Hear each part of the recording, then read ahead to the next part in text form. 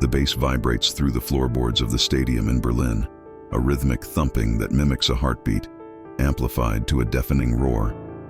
80,000 people are screaming, their faces illuminated by the strobe lights cutting through the artificial fog.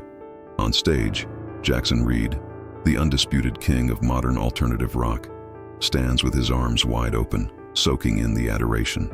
To the world, he is a savior, a man who uses his massive fortune to build schools in war zones, who speaks at the UN about peace, who wears his heart on his tattered designer sleeve. But high above the crowd, in a sealed luxury box with tinted glass, 3 men are not watching the concert. They are watching the data stream on a secure laptop. Before we descend into the shadow world where fame is a mask for terror, take a second to subscribe to the channel. We are exposing the operations the world isn't supposed to know about. Hit the notification bell, because the next file we open might be even more classified than this one. To the public, Jackson Reed is a paradox, the bad boy with the golden soul. To the analysts at the Institute, Mossad, sitting in a windowless room in Tel Aviv, he is something else entirely. He is a conduit, a pipeline. The investigation didn't start with a bang or a body. It started with an algorithm. Unit 8200, Israel's elite cyber intelligence unit, had been tracking financial anomalies in the dark web. They weren't looking for a rock star. They were tracking the movement of funds linked to the Quds Force, the external operations wing of the Iranian Revolutionary Guard. They were looking for the money that buys the components for precision-guided missiles. They found a ghost transaction, a transfer of $4 million routed through a charity shell company in Malta, bouncing to a bank in Beirut, and finally vanishing into a maze of accounts in Dubai. The origin of the funds? A royalty payment management firm in London. The primary client? Jackson Reed. It doesn't make sense, the analyst had said, staring at the screen. Why is a British rock star sending $4 million to a logistics company known for shipping heavy machinery to southern Lebanon? That question kicked off Operation Discordant Note. The file landed on the desk of Eitan, a veteran case officer in the Caesarea unit. Eitan was a man who listened to classical music and despised celebrity culture. To him, fame was just another form of camouflage. The brighter the spotlight, the darker the shadows it cast. Eitan knew that direct surveillance on a target like Reed would be a nightmare. The man lived in a fortress of paparazzi, security guards, and sycophants. You couldn't just tap his phone. He had 10 of them, and he changed them weekly. You couldn't tail him. He moved in motorcades. They needed a way inside. They needed to know if Reed was a useful idiot, a naive celebrity being manipulated by bad actors, or if he was a willing participant in the financing of terror. The answer would determine whether Reed would finish his world tour, or if his career, and perhaps his freedom, would be abruptly canceled by the agency. The initial intelligence assessment revealed a sophisticated operation. Reed's humanitarian organization, Voice for the Voiceless, had exclusive access to conflict zones in Syria and Lebanon. They had diplomatic clearance to fly private cargo planes into areas where commercial traffic was banned. The manifest always listed medical supplies, blankets, and educational materials. But Eitan's team suspected the cargo planes were returning with something else, or perhaps the money generated from Reed's massive concerts wasn't just staying in the banking system. It was being washed. The mechanics of money laundering are usually boring. It's about layering, mixing dirty money with clean money until the origin is untraceable. But Reed's method was artistic. He was using the chaotic, cash-heavy ecosystem of a global rock tour to sanitize funds for Tehran, merchandise sales, cash tickets in developing nations, VIP experiences. Millions of dollars in cash moved through the tour every week. If a handler inserted $2 million of Iranian oil money into the tour's cash flow in Istanbul, and the tour paid it out as production costs to a shell company in Cyprus, the money came out clean on the other side. But proving it required a human asset. Eitan summoned a young operative named Noah. She wasn't your typical field agent. She had spent her youth in the underground electronic music scenes of Tel Aviv and Berlin before joining the service. She understood the ego, the noise, and the technical language of the industry. "We need you to join the circus," Eitan told her, sliding a dossier across the metal table. Jackson Reed is looking for a new monitor engineer. His previous one had a sudden visa issue and was detained in Tokyo. Aitan didn't smile, but Noah knew the visa issue wasn't an accident. Mossad had cleared the board to make a space for her. "I'm a sound engineer now?" Noah asked, flipping through the pages. "You've been trained. You know the boards. You know the frequencies. But more importantly, you know how to be invisible in a room full of narcissists," Aitan replied. "Reed is moving money for the Iranians. We believe he's meeting a courier in Vienna next week. We need eyes in the room." The objective was not just to catch Reed. It was to identify the Iranian network using him. Reed was the whale, but Aitan wanted the ocean. Noah spent the next 72 hours in a crash course on the specific audio consoles Reed's tour used. She memorized the set list, the crew nicknames, the dynamics of the band. She adopted the persona of Chloe, a freelance tech from Manchester with a reputation for fixing problems and keeping her mouth shut. The interview took place in a hangar in Prague. The tour manager, a frantic man named Lars, barely looked at her resume. He just pointed to the massive mixing desk. "The in-ear monitors are cutting out on the high end. Fix it." Noah sat at the desk. She didn't panic. She traced the signal flow, found a frequency clash in the wireless receiver, and rerouted the channel. The static cleared. "You're hired," Lars grunted. "Bus leaves in 2 hours. Don't talk to Jackson unless he talks to you. Don't look at his girlfriend, and no phones backstage." Noah was in. But being on the bus was one thing. Getting close enough to see the financial transaction was another. She was entering a world of paranoia, where everyone was watching everyone, and the man at the center of it all was hiding a secret that could shatter the geopolitical balance of the Middle East. The tour moved like a conquering army. 5 buses, 12 semi-trucks, and a private jet for the talent. They crossed from Prague to Vienna, a city with a long history of espionage. It was the perfect neutral ground for a handover. Noah, now Chloe, worked 18-hour days. She hauled cables, tuned frequencies, and blended into the background. She wore black, kept her head down, and did her job with clinical precision. This was the tradecraft of the modern age. Competence is the best disguise. If you are useful, people stop wondering who you are. She quickly identified the inner circle.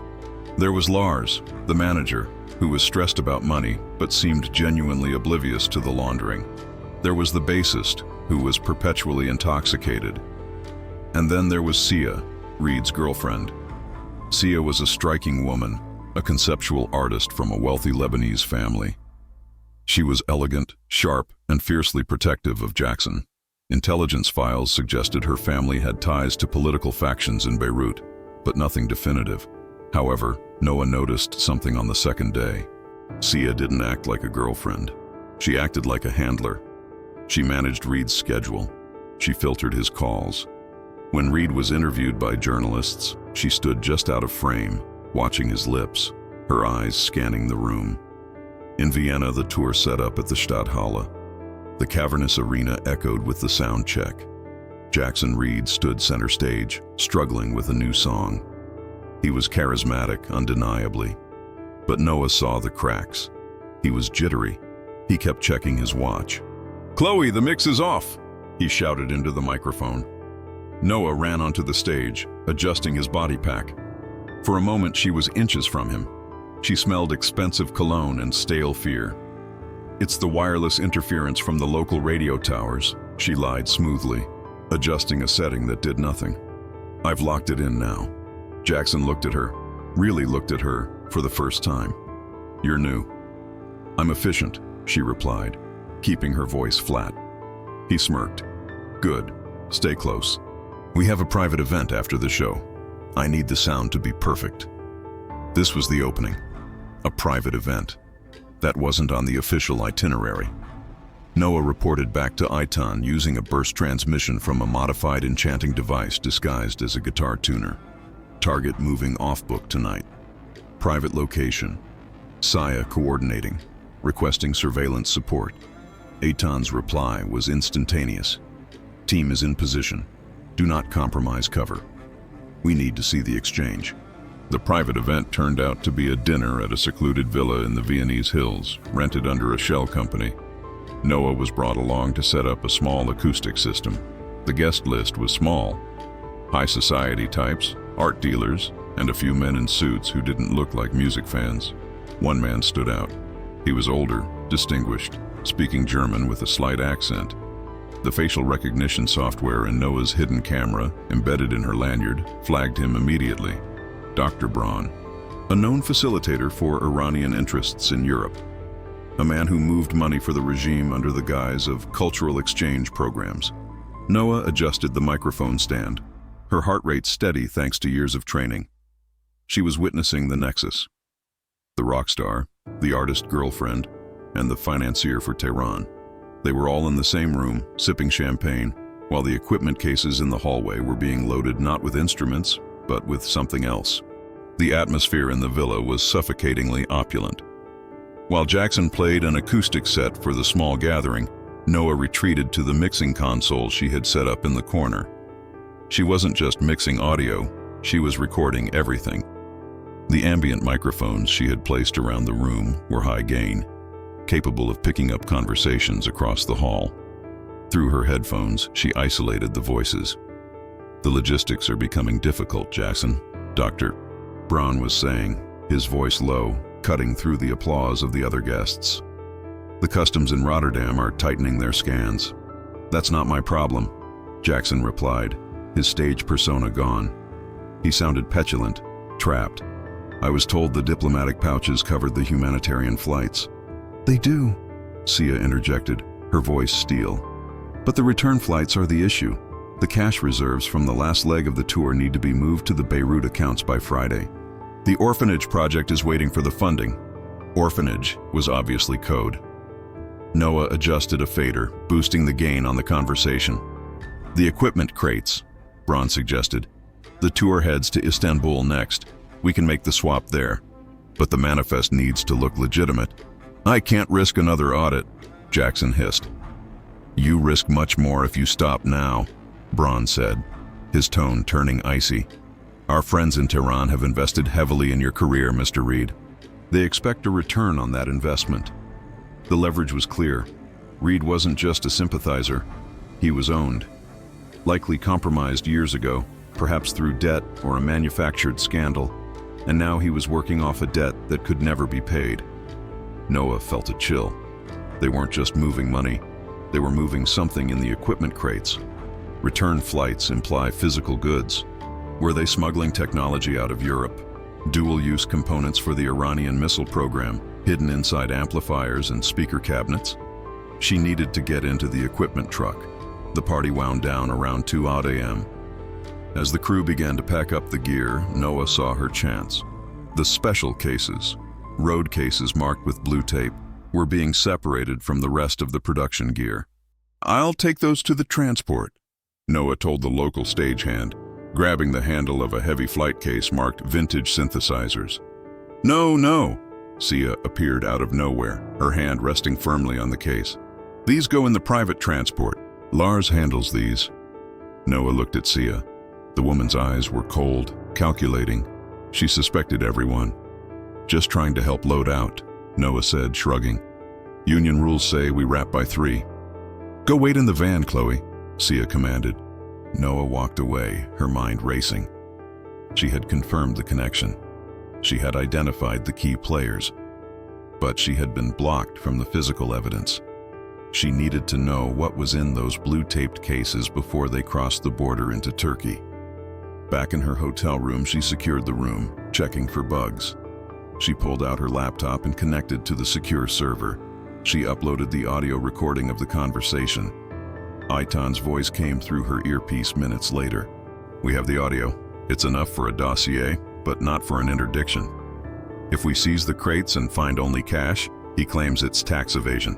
He pays a fine, writes a sad song about government persecution, and the network adapts. We need to find the contraband." "They are moving the blue cases to Istanbul," Noah reported. "Land transport. They cross through the Balkans." "We can't stop the truck," Aitan said. "Too messy. We need you to tag it. We need to track where those cases go once they hit Turkey. Who picks them up? That's the target." "I can't get close enough to place a beacon," Noah said. "Sia watches those cases like they're her children." "Then you need a distraction," Aitan said. "We're sending you a package. It will be at the next venue in Budapest. A replacement piece of audio gear. Inside, you'll find what you need. Budapest. The rain lashed against the windows of the tour bus. The mood was tense. The argument at the villa had rattled Jackson. He was snapping at the crew, drinking more than usual. The pressure of living a double life was fracturing his composure. Noah received the package at the venue. It was a standard reverb unit, but inside the chassis was a high-tech tracking device, a molecular beacon sprayer. It looked like a can of contact cleaner used for electronics. When sprayed, it left an invisible radioactive isotope signature that could be tracked by satellite for 48 hours. She didn't need to open the cases. She just needed to spray the handles and the latches. The isotope would transfer to anyone who touched them, and the signal would beam their location once they separated from the main tour. But getting to the blue cases was still the problem. They were kept in a locked cage backstage, guarded by private security hired by Sia. Noah needed chaos.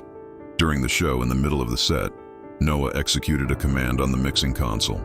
She bypassed the safety limiters on the main PA system and fed a burst of low-frequency feedback into the subwoofers.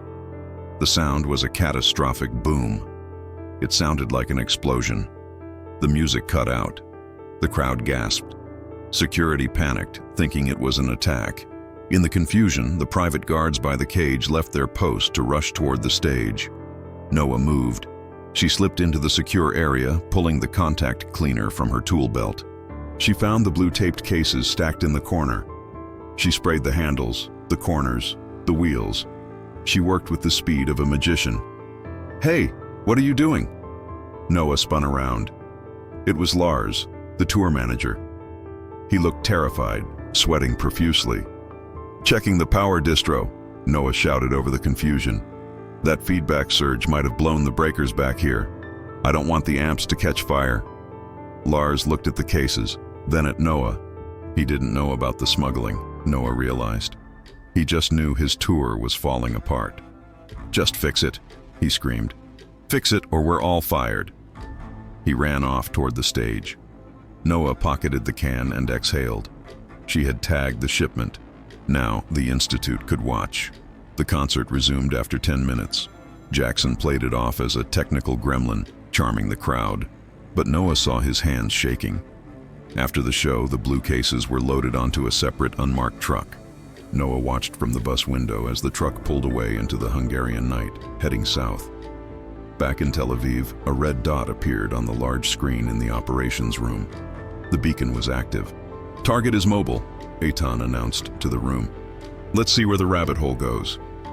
The tour moved to Istanbul, a city that bridges continents and cultures, a city where intelligence agencies from east and west rub shoulders in the Grand Bazaar. The tracking signal from the blue cases didn't go to the concert venue. Instead, it deviated from the convoy at the border and headed toward a warehouse district on the Asian side of the Bosphorus. Mossad had a local surveillance team, keyed on, ready on the ground. They trailed the truck from a safe distance. The truck pulled into a shipping depot owned by a company called Anatolia Logistics. The depot was heavily guarded. "They're not unloading," the surveillance team leader reported. "They're switching vehicles. The cases are being moved into a van with diplomatic plates." "Identify the country," Eitan ordered. "Iranian consulate," the reply came back. This was the smoking gun, the direct link. The Rockstar's equipment was being handed directly to Iranian state officials. But then something unexpected happened. The van didn't go to the consulate. It drove to a private airfield outside the city. A small cargo plane was waiting on the tarmac. The tail number belonged to a charter company sanctioned by the U.S. Treasury for serving the IRGC. Eitan watched the feed. "They're flying it out." "Destination?" "Flight plan filed for Damascus," the analyst said. "We can't intercept a diplomatic vehicle in Turkey." "It's a diplomatic incident waiting to happen," Eitan said, rubbing his temples. "We missed the seizure. But we have the proof," the analyst argued. "Proof isn't enough," Eitan said. "We need to shut down the network. If we expose Reed now, the Iranians just find another celebrity, another charity. We need to break the cycle." Eitan opened a secure line to Noah in Istanbul. "The shipment is gone," he told her. "But we know where the money is coming from. Reed is meeting Dr. Braun again tomorrow in Istanbul. We need to record the payment instructions. We need to bankrupt this operation. Noah was exhausted. The stress of the double life was wearing her down. Sia is suspicious, she whispered into her encrypted phone. She asked me about my background in Manchester. She checked my references. The cover stops hold up, but only just. If she digs deeper, she'll find the gaps. You have 24 hours, Aiton said. Get us the bank codes for the transfer, then we pull you out. How? Noah asked. They don't leave paper trails. Reed uses a digital ledger, Aiton said. A secured tablet he keeps with him. He authorizes the transfers personally. It's his insurance policy, so they don't kill him. He controls the money. He keeps that tablet in his hotel safe, Noah said. Then you need to get into his room, Aiton said. That's suicide, Noah said. He has guards on the floor. Create a reason, Aiton said. You're the sound engineer. Tell him you need to do a room acoustics check for a vocal warm-up. He's paranoid about his voice. Use his ego against him. The presidential suite at the Saragan Palace Kempinski Hotel overlooks the Bosphorus. It is a fortress of luxury. Noah stood at the door, holding a measurement microphone and a laptop. She knocked. A bodyguard opened the door. What? Jackson asked for a room resonance check, Noah said, projecting boredom. He said the room is too boomy for his warm-ups. I need to run a pink noise sweep. The guard hesitated, then spoke into his wrist mic. A moment later, Sia opened the door. She wore a silk robe, her eyes sharp. He didn't mention this to me, Sia said. He told me it's sound check, Noah lied. Look, I can come back later, but he said he wanted it done before he wakes up fully. I don't want to get yelled at again. Sia stared at her, assessing. 5 minutes. Keep the noise down. She stepped aside. Noah entered. Jackson was on the balcony smoking, looking out at the water. He didn't turn around. Noah set up her laptop on the coffee table. The safe was in the bedroom closet. She could see the closet door was ajar. I'm going to run a frequency sweep, Noah called out. It'll be a soft hiss. She started the pink noise generator. Shh. The sound filled the room, masking small noises. Noah moved toward the bedroom. Just checking the reflection points in here, she muttered to the guard, who stayed in the living room. She slipped into the bedroom. The safe was closed. She didn't have the code, but she had something else. Mossad Technical Division had given her a UV thermal scanner app on her phone. If someone had touched the keypad recently, the heat signature of the fingerprints would still be visible. She pointed the phone at the keypad. 4 buttons glowed faintly in the spectrum. 1, 9, 8, 4, 1984. The year he was born, or the Orwell book, probably the birth year. She tried the combination. 1, 9, 8, 4, enter. Error. She froze. The heat signatures were fading. She looked closer. The 4 was slightly cooler. It was pressed first? No, last. She tried 9841. Click. The safe opened. Inside lay a stack of cash, a passport, and the black tablet. She didn't take the tablet. That would trigger an alarm. She pulled out a cloner, a USB drive that could copy the hard drive of a device wirelessly if placed in direct physical contact for 30 seconds. She placed the drive on the tablet. The LED on the drive blinked rapidly. 10 seconds. Chloe, Sia's voice came from the living room. What are you doing in there? Corner-based trapping check, Noah shouted back. Just a second. 20 seconds. Footsteps. 30 seconds. Green light. Noah grabbed the drive, shut the safe, and spun around just as Sia walked into the bedroom. Noah was holding the measurement mic up to the ceiling. Yeah, there's a standing wave right here, she said, looking at her phone screen, now switched back to the audio app. If he sings a low G, it's going to boom. Sia looked at the safe, then at Noah. You're done. Just finished, Noah said, heart hammering against her ribs. I'll adjust the EQ on his monitor mix to compensate. She walked past Sia, smelling the distinct scent of suspicion. She had the data, she had the ledger. She exited the suite, nodded to the guard, and walked to the elevator. As the doors closed, her knees nearly buckled. Back in Tel Aviv, the analysts cracked the encrypted data from the tablet within an hour. It was a gold mine. It wasn't just money. The ledger contained detailed logs of favors exchanged. Jackson Reed wasn't just laundering cash. His tour was a mobile intelligence platform. The tablet contained photos of airport tarmacs in restricted areas, names of dissidents Reed had met with under the guise of charity, and, most damningly, a communication log with a high-ranking officer in the Iranian Ministry of Intelligence. The equipment in the blue cases? High-grade centrifuge components purchased on the black market in Europe, smuggled into Turkey using the tour's customs immunity, and then flown to Syria. Reed was helping build a nuclear program. "This changes the rules of engagement," the director of Mossad said, looking at the file. "He is an enemy combatant. He is a British citizen and a global icon," Eitan countered. "We cannot touch him physically. The backlash would be uncontrollable. Then we destroy him," the director said. "We dismantle the legend. We turn the money off, and we let his friends in Tehran know he failed them." "If we burn him," Eitan said, "the Iranians will kill him to silence him. That is a risk he took when he signed the deal," the director replied coldly. Eitan looked at the screen. He saw a way out, a way to use Reed one last time. "No," Eitan said. "We don't burn him yet. We turn him." The plan was risky. It required confronting Reed alone, separating him from Sia and his security. The tour moved to Tel Aviv for the final show of the leg. This was the mistake the Iranians made. They assumed Reed's celebrity made him untouchable even in Israel.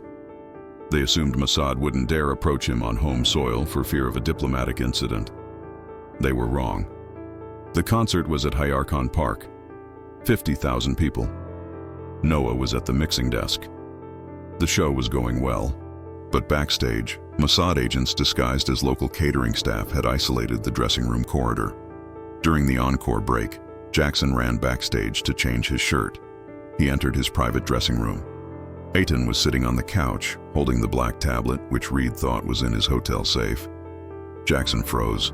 "Who are you? Get out." "Sit down, Jackson," Eitan said in perfect English. "We need to talk about the blue cases and the centrifuges and the $4 million in the Beirut account." Jackson's face went pale. He looked at the door. "Your guards are sleeping," Eitan said calmly. "And Sia? She's currently being detained at the airport. We found traces of explosives residue on her luggage. A fabrication, of course, but enough to hold her for 48 hours. "What do you want?" Jackson whispered, collapsing into a chair.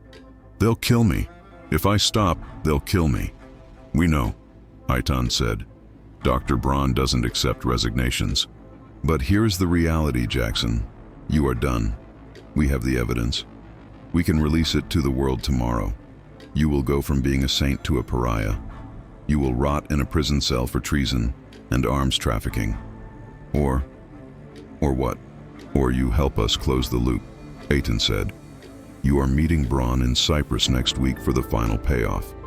We want you to wear a wire. We want you to get him to admit who his superiors are in Tehran. We want the names of the network." "I can't," Jackson sobbed. "I'm just a singer." "You stopped being just a singer when you smuggled missile parts," Eitan said sharply. "You have a choice, redemption or destruction.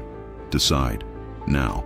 You have 2 minutes before you have to go back on stage to sing Heal the World or whatever it is you sing." Jackson looked at his hands.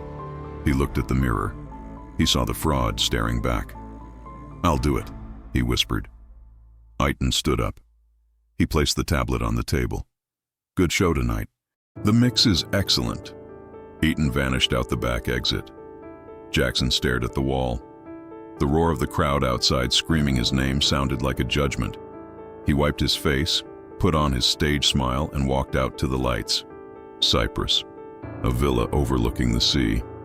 The location for the final meeting. Jackson Reed arrived alone. Noah was in a van 2 miles away, monitoring the audio feed from the button on Jackson's jacket. A Mossad tactical team, keyed on, was submerged in the water below the cliffs and positioned in the scrubland surrounding the property. Dr. Braun was there. He was relaxed, pouring wine. "A successful tour, Jackson," Braun said. "Our friends are very pleased with the delivery in Istanbul." "I'm out," Jackson said, his voice shaking slightly. "This is the last time." "We have discussed this," Braun said, his voice hardening. "There is no out. You are vital to the operation." "We have plans for the South American tour. The networks there need funding." I said no. Jackson pushed, following Aitan's script. "Who is pushing this? Is it General Soleimani? Is it the ministry? I want to know who owns me." Braun laughed. "You are owned by the cause, Jackson. But if you need a name, it is..." Braun stopped. He looked at Jackson. He looked at the button on his jacket. It was a standard button, but Braun was a professional. He noticed the slight difference in the thread tension. Braun pulled a pistol from his waistband. "You brought guests," Braun snarled. "Take him," Aitan ordered over the comms. The windows of the villa shattered as the Kaidan team breached. Flashbangs detonated. Braun grabbed Jackson as a human shield, firing blindly at the smoke. Jackson screamed, diving to the floor. A single shot rang out from a sniper positioned on the ridge. Braun's hand exploded. The gun dropped. The team swarmed the room. Braun was pinned to the ground. Jackson was dragged to safety, hyperventilating. It was over in 30 seconds. The aftermath was managed with the silence typical of the Institute. There were no headlines about a foiled terror plot. No news reports about a shootout in Cyprus. Dr. Braun disappeared. He was taken to a black site for interrogation, where he revealed the entire infrastructure of the Iranian money laundering ring in Europe. Based on his intel, accounts were frozen, shell companies were dissolved, and diplomats were quietly expelled from 5 different countries. Sia was released from Tel Aviv airport and deported to Lebanon. She knew the game was up. She never spoke to Jackson again. And Jackson Reed? He announced a sudden hiatus from music. Exhaustion, the press release said. He canceled his South American tour. He retreated to a private island in the Caribbean. To the world, he was just another burned-out rock star taking a break. But Noah knew the truth. She sat in a cafe in Tel Aviv, watching the news on her phone. A report on Reed's breakdown. Aitan sat down opposite her. He ordered a coffee. "He's safe," Aitan said. "We have him under protective surveillance. The Iranians know he turned, but they can't touch him without exposing their own failures. He is in purgatory." "He helped them build weapons," Noah said. "He gets to retire to an island." "He provided the intelligence that dismantled a network moving $50 million a year to Hamas and Hezbollah," Aitan said. "It's a trade. Justice is rarely black and white, Noah. It's gray." "And the money?" Noah asked. "The millions he laundered?" "Frozen. Diverted. It will never buy a single bullet." Months later, Noah was back in the underground clubs of Berlin, listening to techno. She was no longer Chloe the sound tech. She was just Noah. A track came on the speakers. It was a remix of one of Jackson Reed's old songs, "Lies We Tell to Save Our Souls." She closed her eyes. She thought about the blue cases in the truck, the smell of fear in the dressing room, the silence of the safe opening. The world saw the stage, the lights, the glamour. They didn't see the wires running underneath, carrying the current that could burn it all down. Mossad had won this round. They had uncovered the rock star, stopped the flow, and neutralized the threat. But the music never really stops. The enemy just changes the tune. Somewhere else, right now, another deal was being made. Another courier was being recruited. Another shipment was being planned. Noah finished her drink. Her phone buzzed. A message from Aitan. "New playlist. Come in." She stood up and walked out into the cold Berlin night. The concert was over, but the work is forever.